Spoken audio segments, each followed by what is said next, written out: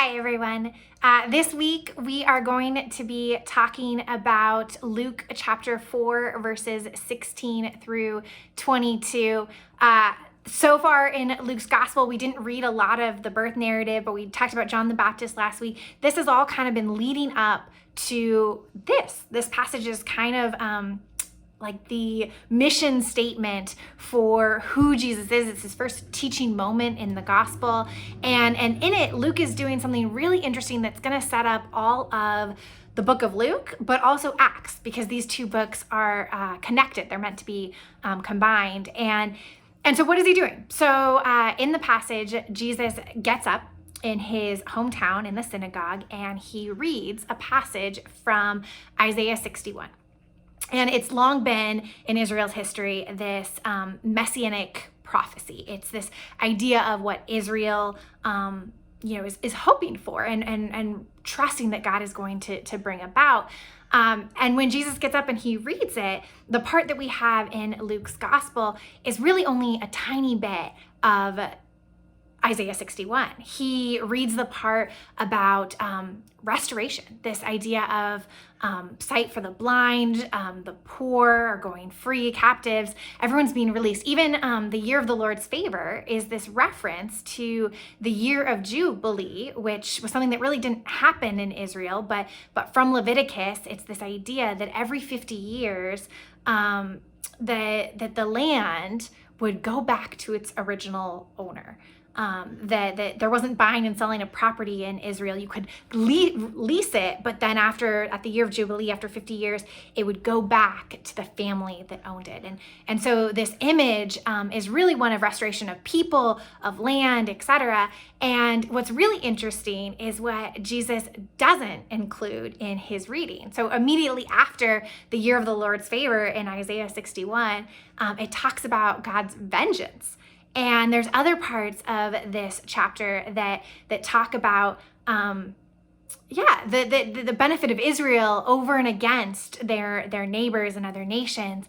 And I think it's intentional that these things aren't included in this reading of it. That really what Luke is trying to do here is to say from the very beginning that this is good news, not just for Israel. This is good news for everyone. And Jesus reads this and sits down and says that this has been fulfilled today.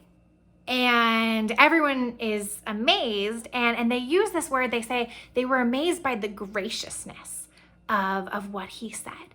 And I think that's really gonna point ahead to what we know of who Jesus is and what happens on the cross, and this idea of grace. That grace and vengeance were always part of the image of what the Messiah was supposed to do, but Jesus is going to take on all of that vengeance part onto himself. And really what's left is this image of grace and this good news for us.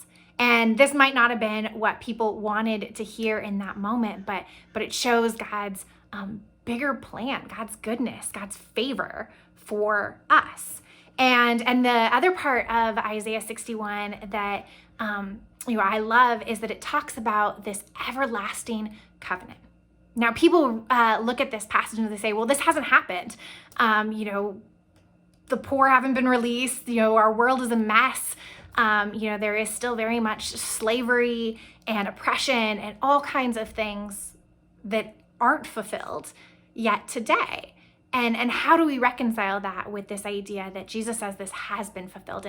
And really that is the idea of the kingdom, that the kingdom is here, that Jesus ushers it in. It's this new everlasting covenant, but that part of what that means is that we are meant to continue to fulfill this, that we are meant to partner with Christ and bring about the final fulfillment of this, that our life is meant to be about not experiencing that inner release, that inner restoration that we can experience in Christ, but that we are now meant to be partners with God in this idea of bringing restoration to this world.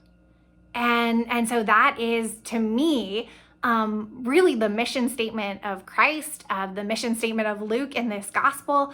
And it's really good news for us and for anyone we meet, that God's vision is to restore us to who we were designed to be, who we are created to be, even the way that he designed and created the earth to be. So I hope that gives you something interesting to ponder and to talk about in small groups this week.